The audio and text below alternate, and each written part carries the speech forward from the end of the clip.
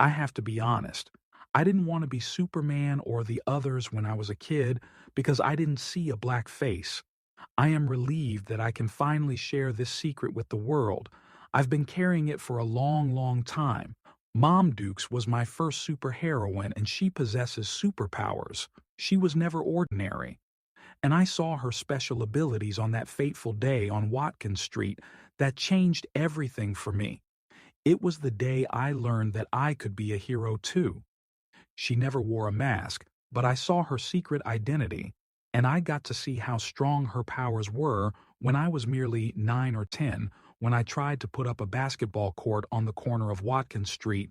I had read a lot of comics about how superheroes dedicated themselves to protecting the public and fighting crime, but she showed me how being protected felt, and what the art of advocacy and what being a hero really was. Not at all like those comic book stories I had seen and read. It happened so fast, I didn't think any situation could elevate. Like that, we were the first black family to move on the block. As the first black kid on the corner of my block, I wanted to shoot hoops and decided to put up a crate with no bottom. I had just gotten the crate secured to the telephone pole. When the chatter reached a fever pitch behind me, I turned to be confronted quickly by 15 or so grown white men and white kids who were also neighbors on our block. These reoccurring characters in my story were more than just supervillains.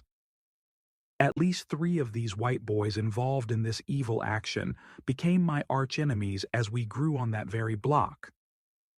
They helped Mom Duke's story grow as my superhero because of their motives. It was like being too deep in ocean water with sharks swimming around me, realizing my depth perception was off and I was about to be eviscerated. Everything was much closer than it appeared, like looking through the rear view of a car in real life. The violent struggle of grown men's hands snatching at me and teenagers pulling at me was frightening. To say the least, my shirt was ripped as I tried to pull away from some of the grown hands clenching it. I remember punching some of the hands with the unique feeling that if I fell in the center of that group of kids and men that had surrounded me so quickly that they would kick me to death, or they would do worse to me.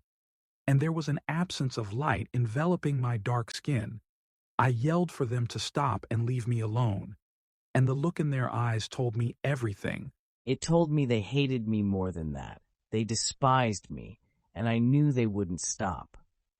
And then she flew in my superheroine in a bluish dashiki with an afro and afro pick accentuated in her hair, using her superpowers in the face of 20 or so grown men, and there were some kids as no help came to help us.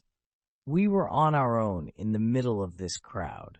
My vision was blurred by the sweat that burned my eyes when it started to clear.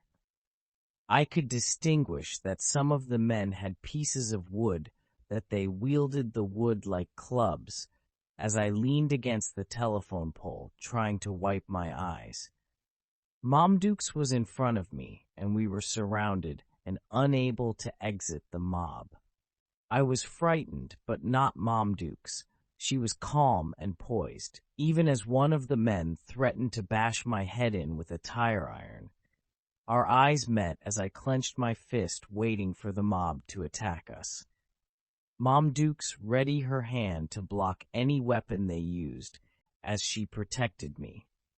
Mom Dukes put her right arm up to match multiple men in the crowd, and she said, as her voice grew louder and became superhuman, "No, you will not touch my son or me. You do not have the right to touch us.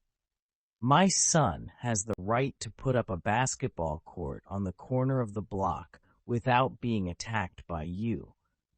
Go home and leave us alone." Some of them were in disbelief, as was I. We might have had the same look on our faces.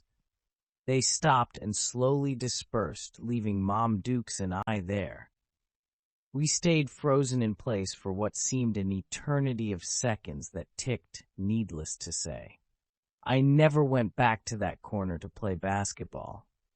I have no idea what happened to the crate I put up. From this I learned that Mom Dukes was a superheroine.